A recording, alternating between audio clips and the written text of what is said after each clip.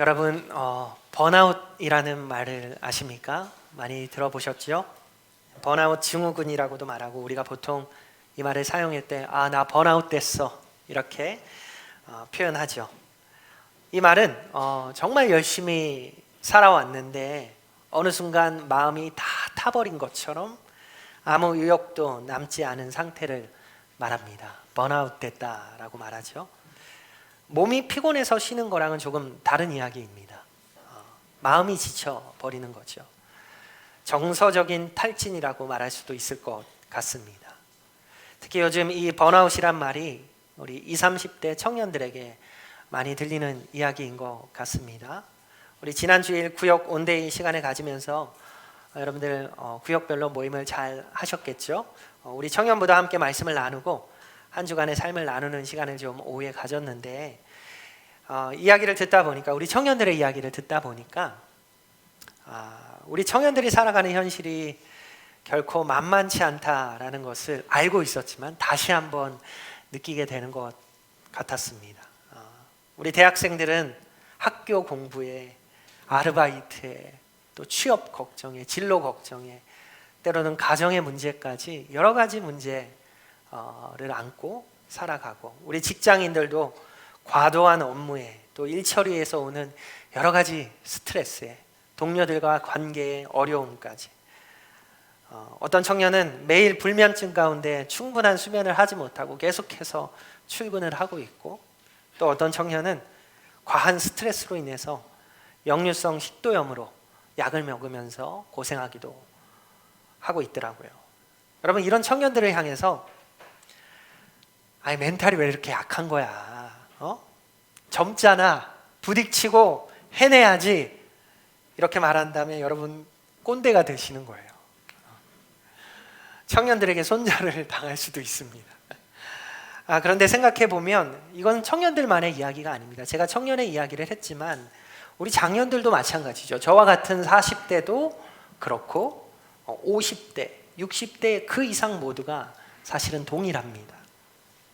가정을 책임져야 하고 자녀를 돌봐야 하고 누군가는 부모님을 섬겨야 합니다. 매일 똑같은 일상이 반복이 되고 해야 할 일은 끊임없이 이어져요. 그러면 당연히 몸도 피곤해지겠지만 마음이 먼저 지칠 때가 있죠. 남들은 다 잘 살아가는 것 같은데 나만 제자리 걸음을 하는 것처럼 느껴질 때가 있는 거예요. 그러다 보면 마음속에서 이런 생각이 슬그머니 올라옵니다. 도대체 하나님은 왜 나를 이 자리에 두셨을까? 직장에서 일하는 이유가 월급을 받기 위해서만은 아닐 텐데 가정을 돌보는 것도 분명 하나님께서 맡기신 사명이 그 가운데 있을 텐데 매일 반복되는 그 일 속에서 그 의미를 잃어버릴 때가 있습니다. 어느 순간 의무만 남는 것처럼 느껴지는 거죠. 여러분 우리 교회는 괜찮을까요? 괜찮았으면 좋겠는데 교회도 마찬가지일 때가 있죠. 헌신도 하고 예배도 드리고 그러나 시간이 흐를수록 처음의 기쁨이 점점 희미해지기도 합니다. 습관처럼 신앙생활을 이어가는 자신을 우리를 발견하기도 하는 거죠. 여러분 사람은 몸이 힘들어서만 지치는 것이 아닙니다. 내가 왜 그 자리에 있는지 그 정체성을 잊어버릴 때 마음은 더 쉽게 지치게 되는 것입니다. 그 삶의 의미를 놓치면 같은 일을 하면서도 무겁게 느껴지고 하루하루를 버텨내는 것만으로도 벅차게 느껴지기도 하는 것입니다. 근데 여러분 오늘 우리가 본문에서 만나는 예수님의 상황도 결코 편안하지 않았습니다. 우리가 지금 계속해서 요한복음 강해를 하고 있죠. 그래서 그 흐름이 여러분에게 조금 보이실 것 같아요. 예수님을 향한 사람들의 분위기가 시간이 흐를수록 점점 더 차가워지고 있다는 것을 우리가 발견합니다. 그 시작은 요한복음 5장쯤이었던 것 같아요. 요한복음 5장에서 예수님께서 38년 된 병자를 고쳐주시죠. 그런데 그 병자를 언제 고쳐주세요? 안식일에 고쳐주세요. 누구나 기뻐해야 할 기적입니다. 오랜 세월 동안 고통받던 한 사람이 일어나 걷게 된 놀라운 일이었잖아요. 그런데 유대 지도자들은 그 기적보다 안식일 규정을 먼저 보았어요. 병자가 일어난 것보다 예수님께서 안식일에 일하셨다라는 그 사실을 문제 삼았습니다. 그래서 요한복음 5장 18절에 이렇게 기록합니다. 유대인들이 이로 말미암아 더욱 예수를 죽이고자 하니. 예수님을 향한 거절은 이때부터 본격화하기 시작해요. 그리고 6장으로 넘어가면 어떤 사건이 나왔죠? 오병이어의 기적이 6장에 나왔죠. 수많은 사람들이 예수님을 따라왔어요. 겉으로 보면 최고의 인기를 누리는 순간입니다. 하지만 이때 예수님께서는 이 군중들을 더 모으시는 것이 아니라 그들이 소화하기 어려운 말씀을 전하세요. 생명의 떡에 대한 말씀. 이때 우리가 그 내용을 다 다루진 않았지만 예수님께서 이런 말씀도 하셨어요. 내 살을 먹어라. 내 피를 마셔라. 그래야 영생이 있고 살 수 있다. 지금 우리가 이 말씀이 어떤 의미인지 이해할 수 있다지만 그 당시 사람들은 이 말이 얼마나 황당한 말씀입니까? 내 살을 먹으라고 하고 내 피를 마시라고 하고. 여러분, 이 어려운 말을 들었을 때 그 결과 어떤 일이 일어납니까? 많은 사람들이 예수님을 떠나요. 말씀이 너무 어렵다. 누가 이런 말씀을 들을 수 있겠냐? 라고 하면서 사람들이 등을 돌렸습니다. 그리고 7장에 와서는 그 긴장감이 더 커졌죠. 예수님의 형제들조차도 예수님을 온전히 이해하지 못하고 조롱하듯이 자기 형 예수에게 말했잖아요. 사람 많이 모이는 명절에 올라가서, 예루살렘에 올라가서 멋지게 자신을 드러내. 그리고 사람을 좀 모아봐. 그런데 예수님께서는 이런 사람들의 기대를 따라 움직이지 않으셨습니다. 하나님의 때를 따라, 하나님의 시간표를 따라서 조용히 명절을 맞으세요. 은밀하게 그 후에 예루살렘으로 올라가셨죠. 그리고 명절 중간쯤에 성전에서 말씀을 전하시기 시작합니다. 오늘 바로 이 본문이 그 장면에서 이어지고 있는 모습이에요. 예수님께서는 초막절 명절이 한창 진행되는 가운데 성전에서 계속 말씀을 전하십니다.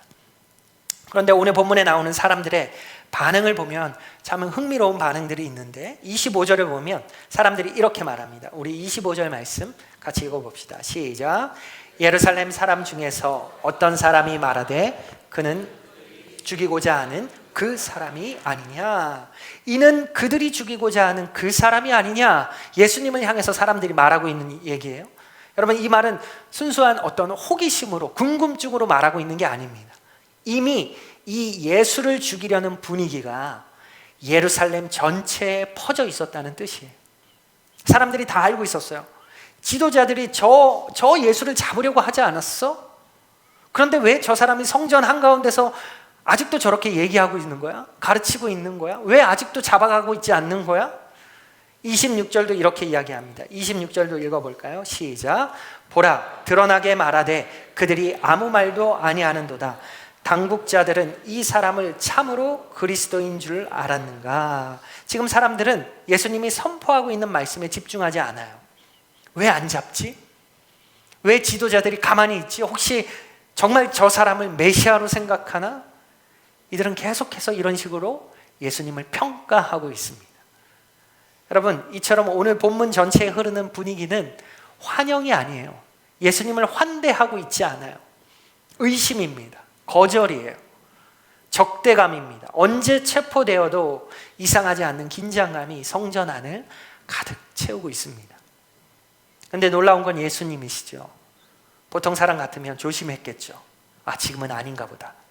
사람들의 눈치 보면서 잠시 숨어 있는 것이 낫겠다고 생각했을지 몰라요. 하지만 지금 예수님은 전혀 그럴 생각이 없으십니다. 오히려 더 분명하게 선포하세요. 더 담대하게 자신을 드러내세요. 도망가지도 않으시고 침묵하지도 않으십니다. 도대체 어떻게 그러실 수 있으셨을까? 사람들이 자신을 거절하고 미워하고 심지어 죽이려는 분위기가 있는데 예수님은 왜 조금도 흔들리지 않으셨을까? 오늘 본문은 그 이유를 우리에게 분명하게 보여주고 있습니다. 그리고 그 이유는 우리 예수님께만 해당되는 이야기가 아니에요. 오늘을 살아가는 우리에게도 아주 중요한 삶의 방향을 보여줍니다. 혹시 지금 여러분의 삶이 버겁게 느껴지십니까? 내가 왜 이 자리에 있는지 잊어버린 채 하루하루를 혹시 견디며 살아가고 계시진 않습니까? 도대체 날 여기 두신 이유가 뭘까를 고민하고 계시는 분은 없으십니까? 오늘 말씀을 통해서 하나님께서 우리 각자의 삶을 다시 한번 바라보게 하시고 이 땅을 살아가는 이유를, 우리가 이 땅을 살아가는 이유를 새롭게 깨닫게 하시는 은혜가 있기를 축복합니다. 첫 번째로 날 여기 두신 이유가 뭘까? 오늘 본문에서는 먼저 이렇게 우리에게 교훈하고 있습니다. 그것은 우연히 여기 있는 사람은 없습니다 라는 거예요. 우연히 여기 있는 사람은 없습니다. 오늘 본문에서 예수님께서 주변 사람들에게 이런 오해를 받으시죠. 이런 평가를 듣고 계시죠. 그럴 때 아주 중요한 말씀을 하십니다. 28절의 말씀, 예수님의 말씀입니다. 한번 읽어봅시다. 시작.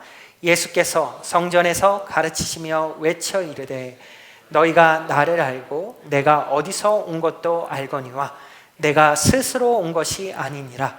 나를 보내신 이는 참되시니 너희는 그를 알지 못하나. 지금 사람들이 다 자기가 아는 기준으로 예수님을 판단하고 있어요. 저 사람은 갈릴리 사람이잖아. 그 요셉이라는 목수의 아들이잖아. 우리가 다 저 사람이 어디서 왔는지 알고 있잖아. 그래서 지금 예수님도 뭐라고 말씀하세요? 너희가 나를 알고 내가 어디서 온 것도 알거니와. 너희가 다 안다. 하지만 예수님은 이 사람들의 생각보다 훨씬 더 깊은 이야기를 하세요. 이어서 뭐라고 말씀하십니까? 내가 스스로 온 것이 아니니라. 지금 예수님이 자신의 출생지를 이야기하시는 게 아니죠. 갈릴리에서 왔느냐, 나사렛에서 자랐느냐 이런 거 말씀하시는 게 아니에요. 지금 예수님은 자신의 존재가, 나의 존재가 어디에서 시작되었는지를 말씀하고 계십니다. 나는 우연히 여기까지 온 존재가 아니다. 사람들의 계획 때문에 여기 있는 것도 아니고 억지로 환경에 떠밀려서 이 자리에 서 있는 것도 아니다. 예수님은 자신의 삶과 삶의 시작과 끝이 하나님 아버지의 손 안에 있다는 사실을 분명히 알고 계셨어요. 그래서 사람들의 말이 아무리 거세도 흔들리지 않으세요. 내가 스스로 온 것이 아니니라. 여러분 퍼즐 맞추는 거 좋아하십니까? 퍼즐? 좋아하는 분들도 계시겠지만 보통은 어려워서, 힘들어서, 귀찮아서 좋아하지 않으시죠? 조각이 많은 퍼즐을 우리가 맞추다 보면 머리가 좀 아파요. 퍼즐 조각 하나하나가 모양이 다 다르잖아요. 이 조각이 어디에 들어가는지 아무리 들여다봐도 보이지 않을 때가 있고 계속 보면 또 눈도 아프고. 그런데 한 조각이 제자리를 찾아서 딱 들어갈 때 어때요? 쾌감이 느껴지죠? 탁 하고 들어갈 때. 그렇게 하나씩 맞추다 보면 그림이 조금씩 드러납니다. 그리고 마지막 조각까지 모두 맞추면 정말 기분이 좋죠. 그리고 생각해요. 야, 필요 없는 조각이 하나도 없었구나. 다 들어갔구나. 처음에는 퍼즐이 다 제각각으로 생겨서 어디에도 맞지 않을 것 같았지만 마지막에 가보면 그 모든 조각에는 자기 자리가 다 있었어요. 우리의 인생이 이것과 많이 닮았다는 생각이 들어요. 우리가 이런 생각이 들 때가 있죠. 나는 왜 이 가정에서 태어났을까? 왜 나는 이런 성격을 가지고 있을까? 왜 나는 이 직장에서 지금 일하고 있을까? 왜 나는 이 사람들을 만나며 살아가고 있을까? 어떤 때는 내 삶이 이 하나의 퍼즐 조각처럼 의미를 찾지 못하는, 자기 자리를 찾지 못하는 것처럼 느껴질 때가 있어요. 그런데 하나님께서는 우리 인생을 전혀 다른 시선으로 보고 계십니다. 우리는 지금 손에 들려있는 이 퍼즐 한 조각만 보고 있을지 모르지만 우리 하나님은 이미 완성된 퍼즐 그림을 보고 계시는 거예요. 우리는 지금 이해되지 않는 부분을 바라보고 있지만 하나님은 모든 조각이 어디에 놓일지 이미 알고 계시죠. 그래서 하나님께는 쓸모없는 인생도 없고 의미 없이 흘러가는 시간도 없는 것입니다. 오늘 본문에 나오는 사람들은 예수님을 보면서 그 사실을 전혀 보지 못하고 있어요. 그들은 예수님의 겉모습만 보고 있어요. 우리는 저 사람이 어디서 왔는지 알지 않느냐. 그들이 알고 있었던 것은 그가 나사렛에서 자라고 갈릴리 총구석 출신이라는 사실뿐이에요. 하지만 예수님은 자신의 삶은 그렇게 설명하지 않으십니다. 나는 스스로 온 것이 아니다. 내가 스스로 온 것이 아니니라. 예수님은 자신의 인생을 우연으로 해석하지 않으십니다. 하나님께서 자신의 삶을 붙들고 계심을 믿었어요. 바로 그 확신이 예수님을 담대하게 만들었습니다. 우리도 살아가면서 이해되지 않는 시간들을 만나잖아요. 왜 이런 일을 해야 하는지, 왜 이런 사람들을 만나게 하시는지, 왜 이런 환경 속에서 살아가게 하시는지, 그 이유를 알 수 없었던 순간들이 있었을 거예요. 아니 어쩌면 지금도 그런 의문 가운데 깊은 터널을 지나고 있기도 하겠죠. 그때는 마치 퍼즐 한 조각 들여다보는 것처럼 모든 것이 답답해요. 어딘지 모르겠어요. 그런데 시간이 흐른 뒤 돌아보면 그때의 시간이 지금의 나를 만들고 있었음을 뒤늦게 깨닫게 돼요. 그때는 아팠던 경험이 누군가를 위로하는 힘이 되기도 하고, 실패라고 생각했던 시간이 더 넓은 길을 여는 과정이 되기도 하죠. 오늘 예수님께서 들려주시는 첫 번째 메시지도 바로 그것입니다. 너는 우연히 여기 있는 사람이 아니다. 비록 지금 이해되지 않는 자리에 여러분이 서 있을지라도, 비록 아직 퍼즐이 완성되지 않았을지라도 하나님께서는 우리의 삶을 한 조각도 놓치지 않으시고 붙들고 계십니다. 그리고 그 사실을 기억하는 사람은 오늘의 자리도 이전과는 다른 마음으로 살아갈 수 있게 되는 거예요. 그것이 바로 하나님이 우리에게 원하시는 믿음의 삶의 모습이죠.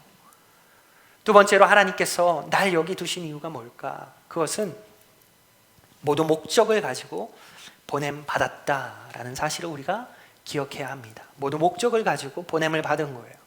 여러분, 보내다라는 이 말을 쓸 때는 이 말에는 언제나 목적이 담겨져 있죠. 보낸다, 보냄이라는 이 단어.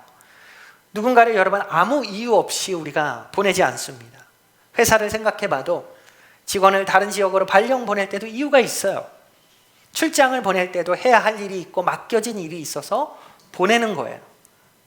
택배 하나를 여러분이 보내더라도 목적지가 있죠. 주소가 없는 택배는 존재하지 않습니다. 우리 종합교회 5명의 청년들이 지금 군대에 들어가 있죠. 그들이 그냥 보내진 게 아니잖아요. 그렇죠? 아무 목적 없이 1년 6개월이라는 시간을 허비하고 오는 게 아니에요. 물론 그들은 가기 싫은 거 억지로 갔을지는 모르겠지만 보내진 분명한 목적이 있습니다. 그렇죠? 나라를 지키는 거예요. 누군가 말처럼 그들이 있어서 우리가 발 뻗고 지금 잘 수 있는 거잖아요. 하물며 여러분, 하나님께서 우리 각 사람을 보내실 때 목적 없이 보내실 리가 있겠습니까? 예수님은 바로 그 사실을 알고 계셨어요. 아버지께서 자신을 왜 보내셨는지를 분명히 확신하고 계셨습니다. 우리 본문의 28절과 29절 다시 한번 읽어보겠습니다. 28절 29절 시작. 내가 스스로 온 것이 아니니라.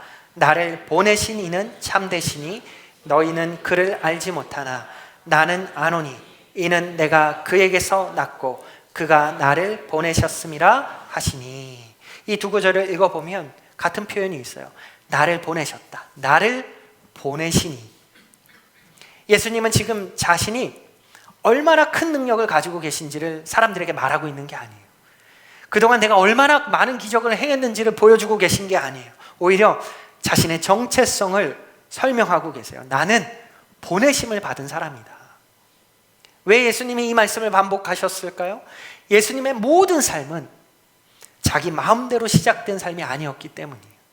아버지께서 그분을 보내셨고 아버지께서 맡기신 일을 이루시기 위해서 예수님은 이 땅에 오신 거예요.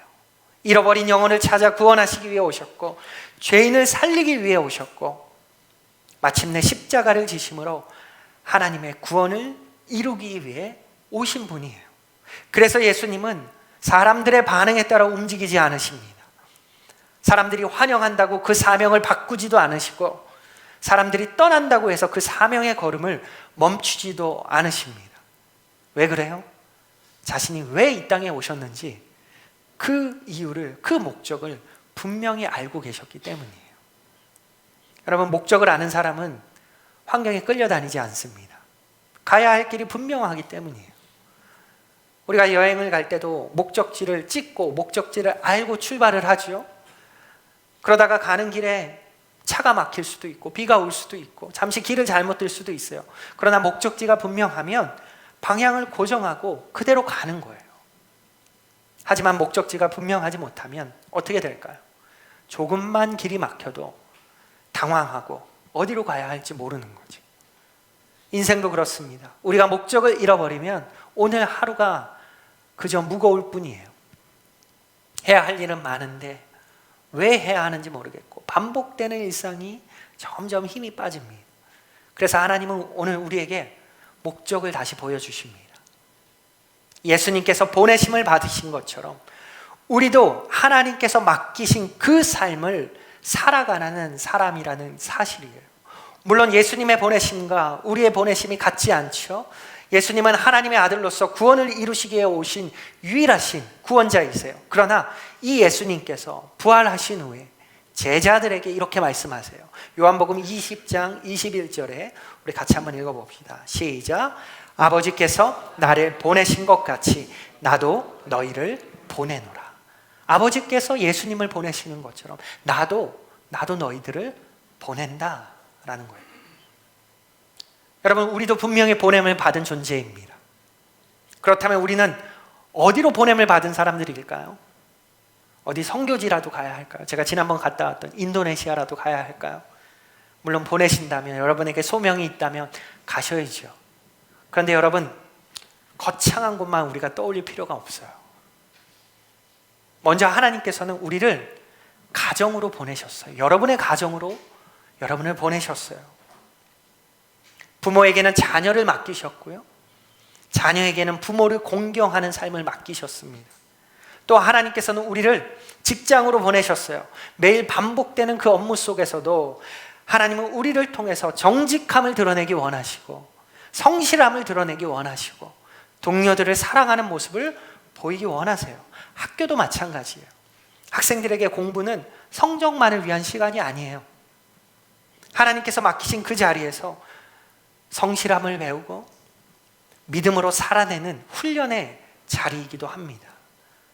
여러분, 교회는 어떻습니까? 우리가 교회에서 하는 모든 헌신이 시간이 남아서 하는 일이 아니죠. 하나님께서 우리 공동체 안으로 우리를 보내셨기 때문에 서로를 세우고 함께 믿음을 이루어 가는 것입니다. 이렇게 보면 우리의 삶 가운데 우연히 주어진 자리는 하나도 없습니다. 오늘 내가 만나는 사람도, 오늘 내가 해야 하는 그 일도, 오늘 내가 서 있는 이 자리도 하나님께서 허락하신 귀한 삶의 자리인 것입니다. 여러분, 성경에 에스더 아시죠? 이 에스더가 원래는 평범한 유대인 소녀였어요. 자신이 왕후가 될 거라고는 상상하지도 못했을 거예요. 그러나 하나님의 섭리 가운데 그녀가 왕후가 되죠. 그리고 시간이 흘러서 자신의 민족, 유대 민족이 모두 죽음 앞에 몰리는 위기를 맞이하게 됩니다. 그때 에스더는 크게 고민해요. 왕에게 이 사실을 알리고 이 문제를 어떻게든 해결하고 싶은데 왕 앞에 자기가 먼저 나아가는 것은 목숨을 걸고 해야 하는 일이었어요. 왕이 허락하지 않으면 죽을 수도 있었어요. 그래서 쉽게 결정을 내리지 못하죠. 그때 모르드게가 이렇게 말을 하죠. 에스더 4장 14절에 우리 한번 같이 읽어볼까요? 시작. 내가 왕후의 자리를 얻은 것이 이때를 위함이 아닌지 누가 알겠느냐. 이 말은 이 에스더의 인생을 완전히 바꾸어 놓았습니다. 그동안 이 에스더는 왕궁을 그저 자신이 편하게 지낼 수 있는 공간으로만 생각했을지 모르겠어요. 좋은 옷 입고 화려한 왕후로 살아가는 자리라고만 여겼을지도 모릅니다. 그러나 하나님께서는 그 자리를 전혀 다른 시선으로, 다른 목적으로 사용하고 계세요. 그 자리는 한 민족을 살리기 위해 하나님께서 미리 준비하신 자리였어요. 그 사실을 깨닫는 순간 에스더의 삶이 달라지죠. 죽으면 죽으리이다. 이 유명한 고백을 에스더가 하면서 왕 앞에 용기 있게 나아갑니다. 하나님께서 자신을 왜 그 자리에 두셨는지 그 목적을 그가 깨닫게 되자 에스더는 두려움보다 사명이 더 크게 보이기 시작한 것입니다. 오늘 우리가 이 말씀 앞에서 우리의 삶을 돌아봅니다. 혹시 지금 여러분의 삶 가운데 직장 생활이 버거우십니까? 그것은 월급만 받는 곳으로 끝나지 않을 수 있습니다. 하나님께서 나를 통해 그곳에서 누군가를 위로하시고 내 정직함을 드러내시고 그리스도의 향기를 나타내기 원하는 그러한 자리일 수 있습니다. 우리의 가정도 마찬가지예요. 매일 반복되는 그 집안일, 자녀 돌보는 그 시간들, 우리를 지치게 만들 수 있죠. 그러나 하나님은 그 시간들을 통해서 한 생명을 세우시고 내 자녀를 세우시고 믿음을 이어가는 일을 우리에게 분명히 맡기셨습니다. 교회에서도 마찬가지예요. 보이지 않는 곳에서 의자를 정리하고 식사를 준비하고 예배를 섬기는 일들 작아 보일 수 있죠. 그러나 하나님께서는 그 모든 섬김을 통해서 이 교회 공동체를 오늘도 건강하게 세워가시는 것입니다. 그래서 우리의 삶은 조금씩 달라져야 돼요. 아침에 출근하면서도, 학교에 가면서도, 가정을 돌보면서도 이런 마음을 품게 되는 거예요. 하나님, 오늘도 저를 이 자리로 보내셨군요. 보내고 계시는군요. 오늘 제가 만나게 될 사람들을 기대합니다. 오늘도 제 삶을 통해서 하나님께서 분명히 일해 주십시오. 이 마음으로 하루를 시작하는 사람은 같은 일을 하면서도 매일 반복되는 그 삶 속에서도 이전과는 다른 마음으로 하루를 살아갈 수 있는 거예요. 하나님은 오늘도 저를 이 자리에 보내신 뜻이 있음을 믿습니다. 이러한 확신을 품고 하루를 살아갈 때 여러분의 평범한 일상이 하나님께서 일하시는 사명의 자리로 변화되는 은혜가 있을 줄 믿습니다. 마지막 세 번째로, 날 여기 두신 이유가 도대체 무엇일까?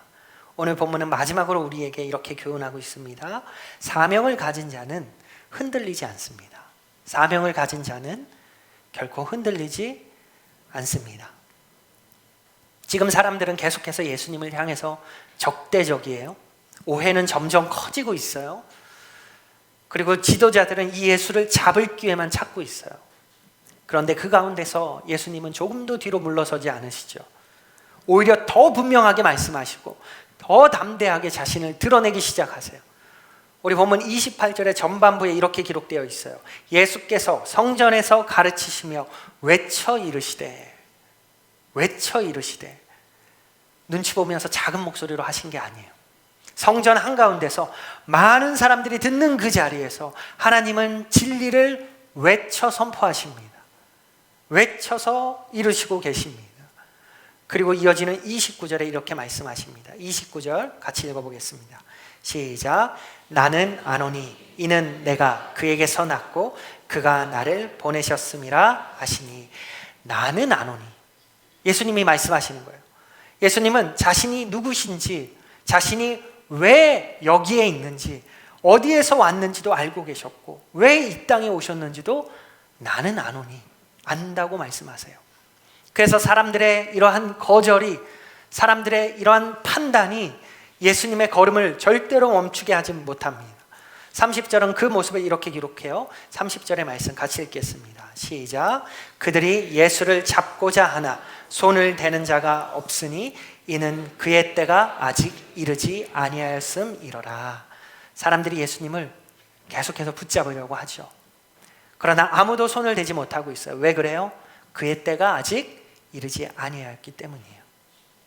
예수님의 시간은 사람들의 손에 달려있지 않기 때문이죠. 오직 아버지의 계획 안에서 움직이고 있었습니다.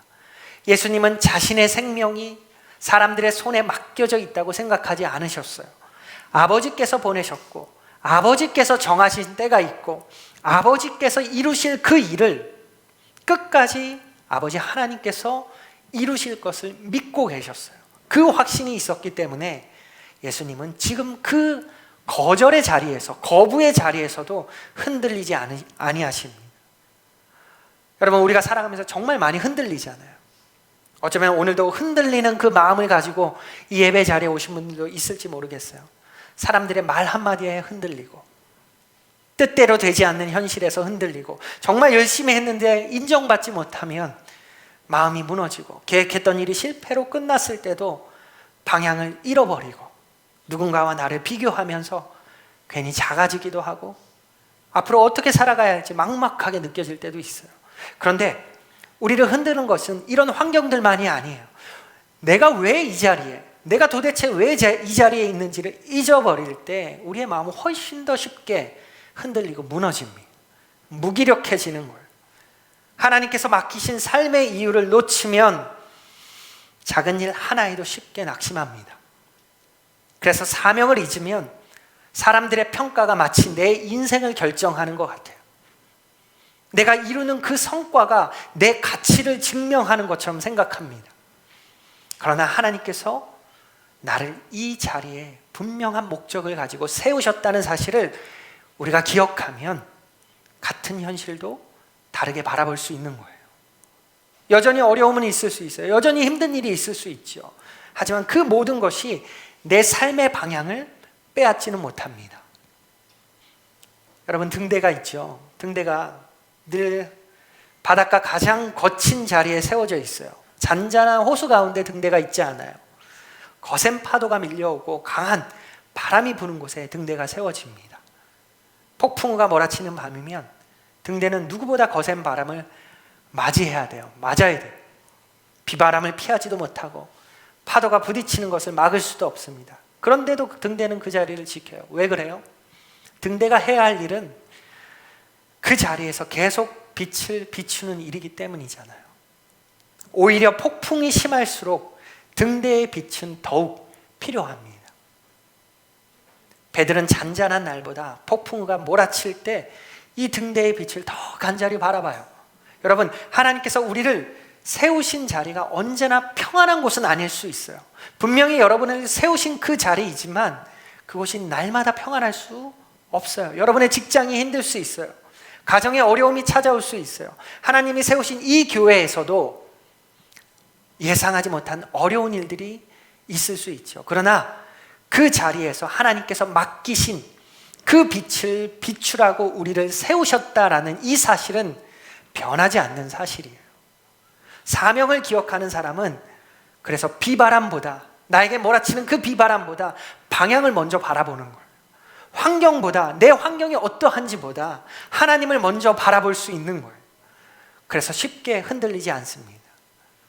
여러분, 사도 바울이 전도 여행 말미에 예루살렘으로 올라가려고 할 때 많은 사람들이 바울을 말리잖아요. 왜냐하면 예루살렘에 가면 결박당할 것이 뻔하기 때문이에요. 가면 붙잡혀요. 가면 고난을 당할 거예요. 그래서 성도들은 울면서 바울을 붙잡습니다. 안 가면 안 될까요? 가면 분명히 어려움이 있을 텐데요. 그런데 바울은 사도행전 20장 24절에서 이렇게 고백합니다. 우리 한번 읽어볼까요? 시작. 내가 달려갈 길과 주 예수께 받은 사명 곧 하나님의 은혜의 복음을 증언하는 일을 마치려 하면은 나의 생명조차 조금도 귀한 것으로 여기지 아니하노라. 여러분, 바울이 위험을 몰랐던 게 아니죠. 고난이 기다리고 있다는 사실 누구보다 잘 알고 있었어요. 그런데도 그 걸음을 멈추지 않습니다. 왜 그렇습니까? 자신에게 맡겨진 그 사명을 알고 있었기 때문이에요. 그 사명이 죽음이라는 두려움보다 더 크게 그의 마음을 붙잡고 있었기 때문이에요. 여러분, 하나님께서 우리에게 맡기신 사명도 마찬가지입니다.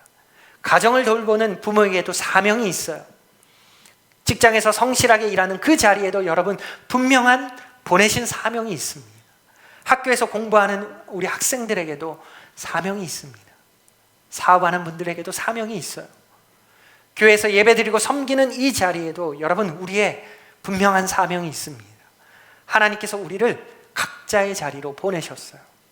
그 자리는 우연히 정해진 자리가 아니라 하나님의 뜻 가운데 허락된 귀한 사명의 자리입니다. 그래서 오늘 우리는 매일 아침 눈을 뜰 때마다 이렇게 고백할 수 있는 거예요. 주님, 오늘도 저를 보내신 그 자리에서 내가 사명을 감당하며 살아가겠습니다. 오늘도 저를 통해 누군가에게 주님의 사랑이 흘러가게 하여 주십시오. 오늘도 맡겨주신 그 일을 충성스럽게 감당할 수 있게 하여 주십시오. 오늘 예수님께서 본인의 삶으로, 예수님의 삶으로 그 모습을 우리에게 보여주셨어요. 거절당하셨지만 멈추지 않으셨어요. 미움을 받으셨지만 그분은 물러서지 않으셨어요. 죽이려는 사람들이 있었지만 침묵하지 않으셨습니다. 아버지께서 맡기신 그 일을 우리 예수님은 끝까지 이루어 가셨습니다. 그리고 오늘도 주님께서는 우리에게 같은 길을 걸어가도록 초청하고 계십니다. 하나님께서 허락하신 그 삶의 자리에서 내게 맡겨주신 사명을 기억하며 살아가는 사람은 세상이 흔들려도 함께 무너지지 않는 것입니다. 그 마음을 붙드시는 하나님께서 오늘도 끝까지 함께 하시기 때문입니다. 오늘 말씀 준비하면서 처음에 이야기했던 이 번아웃이라는 단어가 계속 제 마음 가운데 남아 있었어요. 정말 많은 사람들이 열심히 살아가요. 여러분들도 열심히 한 주를 살다 오셨어요. 쉬지 않고 달려갑니다. 그런데 어느 순간 마음이 먼저 지쳐버리죠. 내가 왜 이 일을 하고 있는지, 내가 왜 이 자리에 있는지 그 이유를 우리가 잃어버리면 우리는 쉽게 지치게 됩니다. 그래서 오늘 예수님께서 우리에게 보여주신 이 모습이 더욱 우리에게 소중하게 다가오는 거예요. 누구보다 거절받으셨지만, 누구도 오해하고 떠났고 미워했고 심지어 죽이려고까지 했지만 우리 예수님 멈추지 않으셨습니다. 왜 그렇습니까? 자신이 누구인지를 분명하게 알고 있었기 때문에요. 확신하셨기 때문이에요. 아버지께서 자신을 이 땅에 보내셨다는 그 사실을 우리 예수님은 한 번도 놓치지 않으셨어요. 그 확신이 예수님의 걸음을 십자가에까지 끝까지 걸어갈 수 있도록 붙들어 주었던 것입니다. 그 예수님께서 이제 우리를 부르십니다. 우리는 세상을 떠돌다가 여러분 우연히 하나님 만난 사람들 아니에요. 예수님께서 우리를 지명하셨고 구원하셨고 우리의 삶을 붙드셨고 우리도 각자의 자리로 보내고 계십니다. 어떤 사람은 가정으로 보내세요. 어떤 사람은 직장으로 보내시고 어떤 사람은 학교로 또 사업의 현장으로 어떤 사람은 아직 답을 찾지 못한 그 자리로 우리는 보내심을 받은 사람들입니다. 그 자리에서 여러분 거창한 일을 하는 것이 아니에요. 오늘도 하나님께서 맡기신 그 하루를 우리가 믿음으로 살아내는 거예요.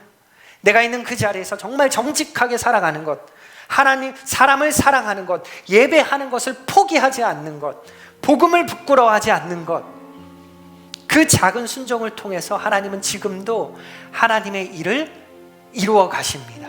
여러분 날 여기 두신 이유가 뭘까요? 여러분 우연히 여기 있는 사람은 없어요. 우리 모두는 목적을 가지고 보냄을 받은 존재입니다. 그래서 사명을 가진 자는 절대로 흔들리지 않습니다. 여러분 이번 한 주도 하나님께서 보내신 그 자리에서 힘있게 살아가시기를 원합니다. 때로는 일이 많아도 사람 때문에 마음이 힘들어도 내 계획과 다른 길을 걷게 되어도 우리를 보내신 하나님은 결코 실수하지 않으십니다. 그 하나님께서 우리의 오늘을 붙드시고 우리의 내일도 인도하실 것입니다. 그러므로 사명을 품고 이 흔들리는 세상 속에서 흔들리지 않는 믿음을 가지고 살아가는 우리 모두가 될 수 있기를 주님의 이름으로 축복하고 소망합니다. 우리 이 시간 잠시 기도합시다. 이 시간 말씀을 품고 함께 기도했으면 좋겠습니다. 여러분 혹시 마음 가운데 왜 내가 이 자리에 있어야 하지? 왜 이러한 삶을 살아야 할까? 이러한 마음으로 앉아 계시지는 않습니까? 오늘 하나님께서 우리에게 말씀하십니다. 너는 우연히 그 자리에 있는 사람이 아니다. 내가 너를 그곳으로 보냈다. 이 시간 하나님 앞에 우리의 삶을 다시 올려드리며 기도할 때 하나님 제가 서 있는 자리에서 정말 그 자리를 다시 바라볼 수 있도록 도와주십시오. 오늘도 저를 보내신 그 뜻을 기억하면서 살아가게 하여 주십시오. 사람들의 평가보다 하나님의 부르심을 붙들게 하여 주십시오. 이렇게 기도하면서 우리 잠시 각자가 반응하면서 기도하도록 하겠습니다. 기도하겠습니다. 하나님